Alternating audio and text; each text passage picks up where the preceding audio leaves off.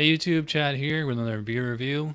This is Bell's Oberon, a 1D American wheat beer. In fact, I think this beer pretty much was the progenitor of the style. It's a fairly new style, American wheat beer. It's basically the American version of the Hefeweizen, except that the yeast is pretty neutral. It's just like basically pale malt and wheat, and that's about it. And then some brewers throw spices in there, and some use like hops, like make it really citrusy or peppery, spicy, things like that. But anyways, it's pretty cool because I finally get to use my Spiegel American wheat beer glass. This glass was designed just for this style of beer. So if you're playing the home game, we are on page, what is it, 3, I think? Yep, we're on page 2, 1D American wheat beer. Overall impression: refreshing wheat beers that can display more hop character and less yeast character than their German cousins. A clean fermentation character allows bready, doughy, or grainy wheat flavors to be complemented by hop flavor and bitterness rather than yeast qualities.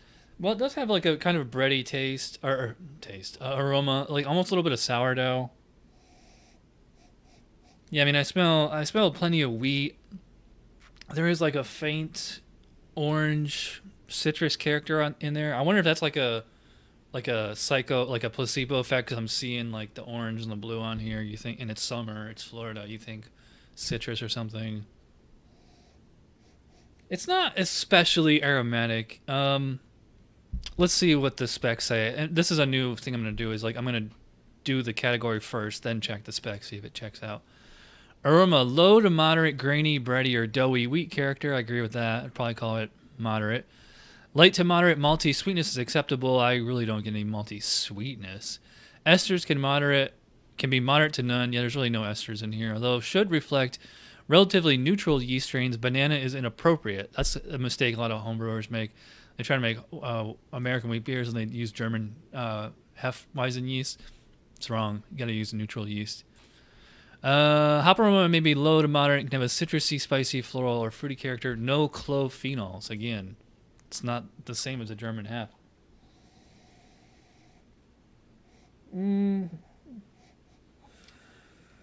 Yeah, to me it's like sort of fruity, and like there's a little bit of like a tang in there. So I guess I'll find out when I take a taste. But as for the grade for that, I don't know. I mean, it's kind of like the lager. It's not supposed to be super aromatic. I'm gonna go 8 out of 12. Appearance: well, I mean, as you can see, it's super. It kind of looks like a New England IPA. You know, orange. Kind of an ugly, rusty. You know, mostly like a rusty orange, very opaque, large, frothy off-white head on there. Let's see what the specs say. Usually pale yellow to gold. This is more of an orange. Clarity may range from brilliant to hazy, with yeast approximating the German Weissbier style of beer. Big, long-lasting white head. I'm going to say 2 out of 3. It's, according to the specs, it's too dark and it's too hazy. And this said big, long-lasting white head. This is, man, it's more like beige or off-shell, but whatever. Anyways, less rambling, more drinking. Cheers. Well, kind of like the same thing I said with the nose. I said I kind of smelled a little bit of orange citrus. I definitely taste some orange citrus in here. And I'm looking on their website right here, and they don't mention what hops, malts, or anything like that, other than that they use their signature house ale yeast. So maybe there's some like Amarillo or some kind of American hops that give it like a little bit of a orange citrus flavor.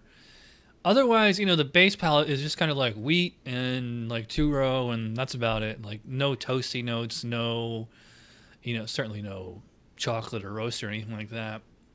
No banana, no clove. Yeah, so most of it is just kind of like this weedy, you know, malty kind of thing. It's not sweet. I would not call this sweet at all. In as much as like, you know, homemade bread without added sugar like isn't really sweet. It just tastes like, you know, barley or wheat or whatever. And then you get a little bit of a very faint kind of hop bitterness towards the back end. I would not call it spicy. It's just kind of a general earthy, like citrusy. I mean, there's definitely a citrusy, orange citrusy flavor in there. Not especially bitter. All right, so let's see what the specs say. Light to moderately strong, bready, doughy, or grainy wheat flavor, which can linger into the finish. I agree with that. I'd probably say moderate bready character. May have a moderate malty sweetness or finish, quite dry. I really don't get. And it said may have a moderate malty. Yeah, it doesn't. Low to moderate hop bitterness. I agree with that, which sometimes lasts into the finish. Not really. Finish is pretty clean. Balance is usually even, but maybe slightly bitter. Low to moderate hop flavor. Citrusy, spicy, floral, or earthy, or fruity. I agree with that. I definitely get some citrus in here. Esters can be moderate to none, but should not include banana. True. No phenols. True. May have a slightly crisp finish. It's a pretty clean aftertaste. Like once you're done drinking this, you don't really taste anything else in the mouth. Maybe like a little like citrus, like an orange peel kind of thing. Lingers for a few seconds and then just kind of fades away to just this kind of general kind of bready, aftertaste. But otherwise it's pretty neutral, pretty clean. All right, so flavor, I mean, it's there for the most part. And it, like I said, I kind of smelled tang. I don't taste any tang on it or anything, so I don't know what that was about. Flavor, yeah, it's right there. I think I'll go 16 out of 20.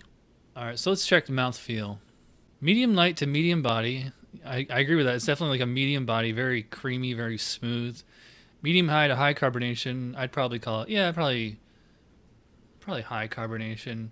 Slight creaminess is optional. Okay, so I said it was creamy texture. Wheat beers sometimes have a soft, fluffy impression. Yeah, I think the wheat is like really giving it like kind of like a creamy, very smooth sensation. There's a little bit of like I don't know, I guess you call it like a starchy aftertaste or something. It's not bad at all. Very refreshing while in the mouth. It doesn't feel. This is 5.8, really? Let me see. Yep, 5.8, shelf life 6 months. It does not feel like that big of a beer. It feels like it's like 4.8. Because 5.8, that's pretty strong, actually. That's like, getting an IPA kind of territory.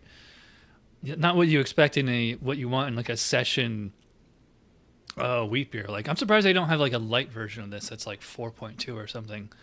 Because that's what this beer really should be. In fact, they even say in the vitals, ABV should be 4 to 5.5, and this is 5.8, so technically it's over. But otherwise, I mean, right there, it's there for mouthfeel, so I'm going to give it a 4 out of 5 on mouthfeel. Overall impression, I'm going to go 7, even though this is definitely one of the best examples of the style. Or I should say, maybe not the best example, but like one of the most common, the easiest to find. It's definitely not the best pale wheat ale. I mean, there just really isn't a lot going on with it. But, I mean, otherwise, it's to spec as we just saw. All right, so 7 out of 10 overall impression, 37, yeah. So, it's and I would consider it, I mean, for me, it's like a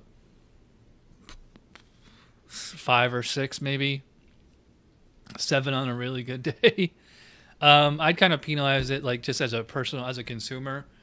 I would want this to be much lighter.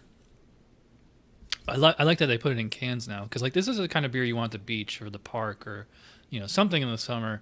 And 5.8, just drinking 1 pint of this, you're gonna be like, kind of. I mean, you'll be feeling good, but I want more of this, but I know if I drank more, I'm gonna be passed out by dinner. This is like what should be an afternoon beer. It's a little too strong for that. So I am rambling on and on. Remember, I still need help finding some of the Czech beers, so if you can help me out, let me know.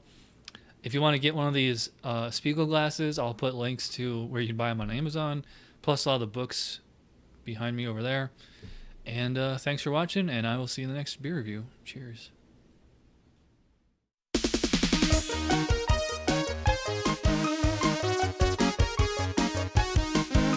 Somebody brewed it, Chad just reviewed it. Thanks for watching Chad's Beer Review. Trust me, the next episode will be a lot better.